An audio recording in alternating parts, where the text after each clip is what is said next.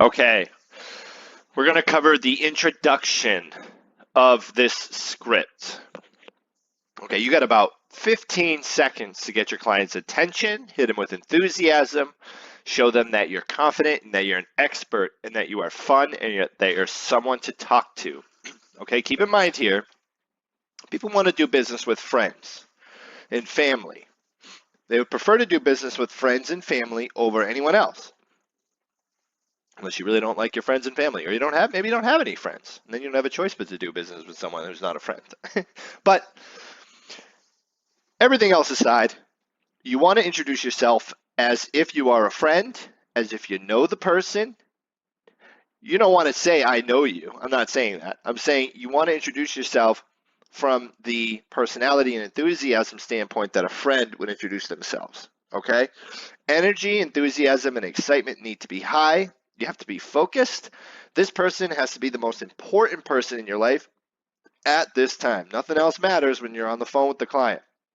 The client is more important than the insurance. Okay? Your clients are more important than your insurance. They are living, breathing people. All right? You got to approach it like, I love this person. I love this person because they're a human being and I want to help them and I want to do what's right and what's ethical for them. Even if it means they don't end up getting coverage from me.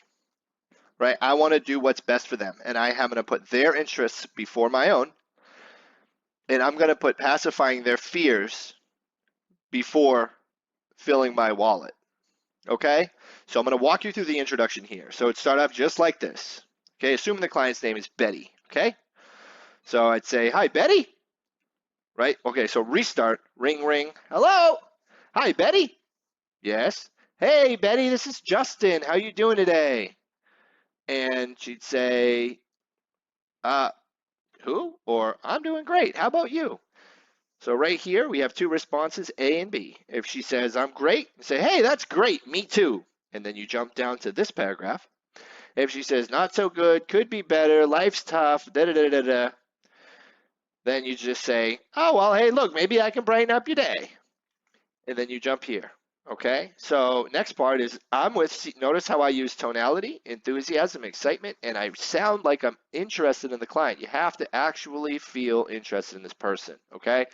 Do whatever you can to be like, I like this person. I really want to help this person. I want to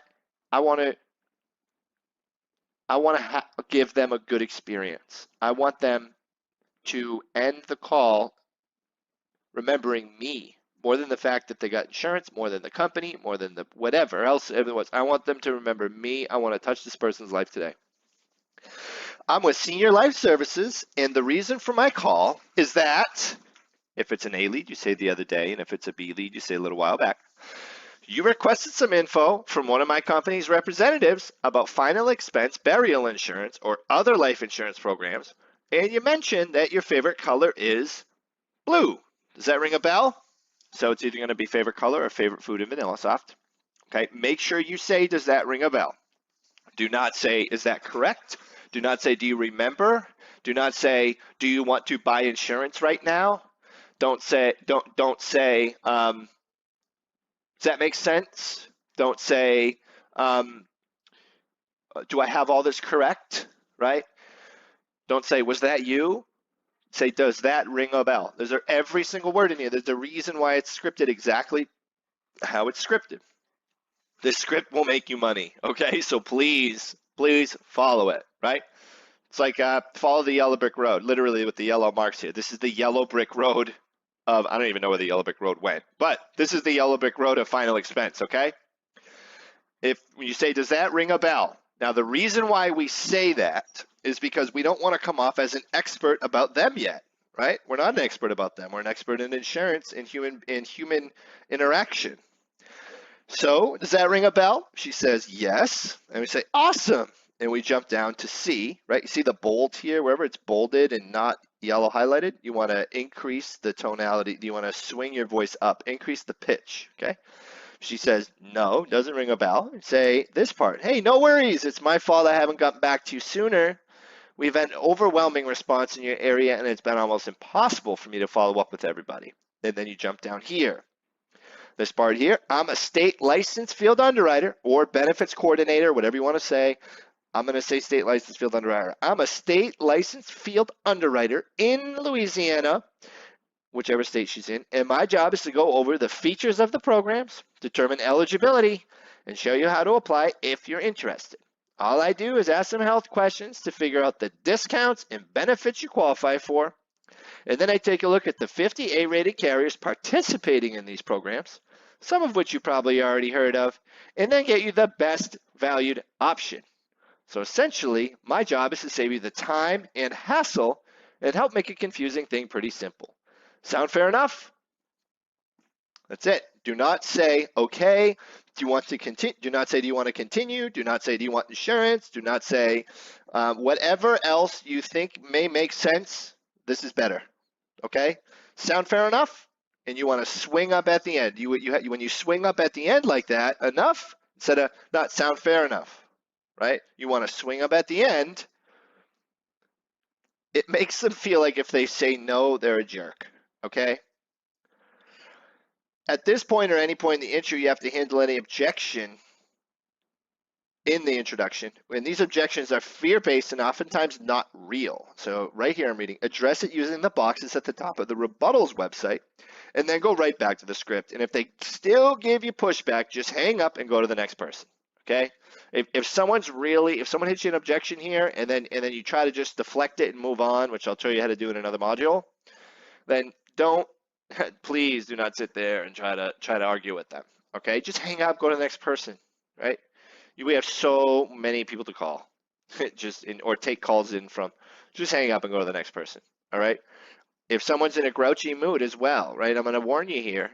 If someone's in a bad mood and they're consistently in a bad mood throughout this introduction, for instance, if you say, how you doing today? And they say, terrible, or just getting on to my one more day till I'm dead, or something else, right? Like if they're super grouchy, negative, angry, sad. If they're sad, you can try to help them out. But look, if someone's angry and it doesn't sound like they want to pull out of it, for your own sanity, I would move on and call that person another day. Because if they're angry all the time, you don't want them as a client, first of all.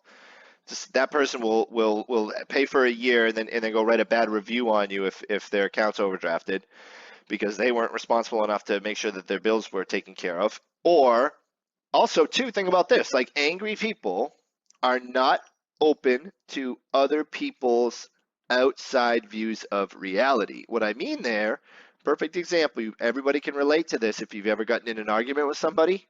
You know that arguing your point at that time it's not the best time to argue your point.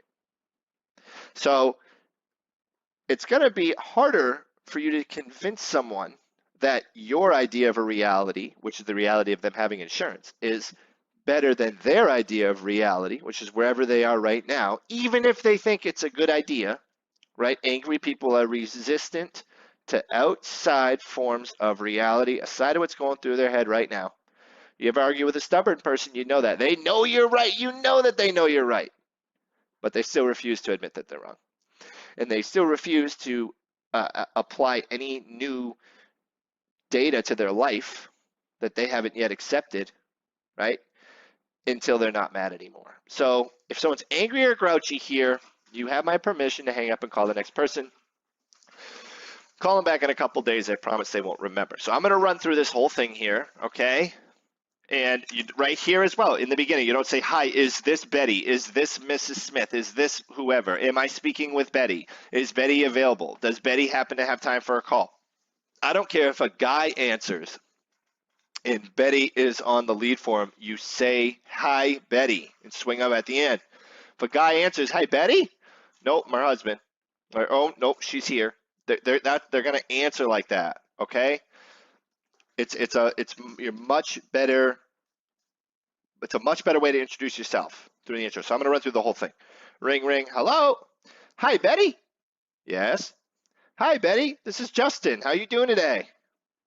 Good. That's great. Me too.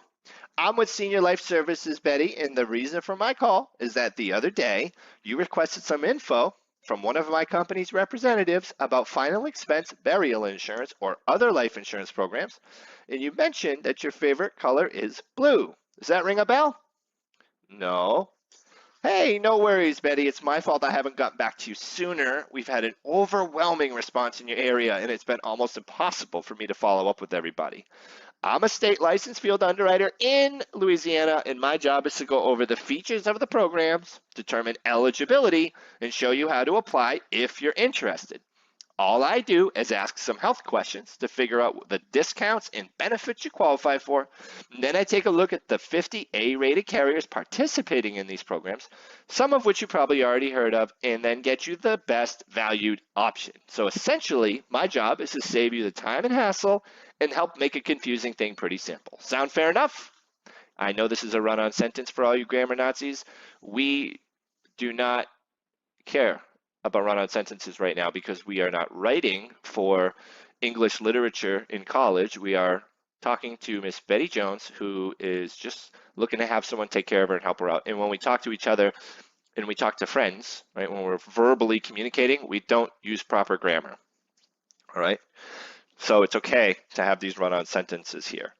Okay, so the next video, I'm going to cover some snags and hangups you might run into in the introduction here. Watch this video as many times as you can. You want to follow this pretty much verbatim as much as possible going through the introduction.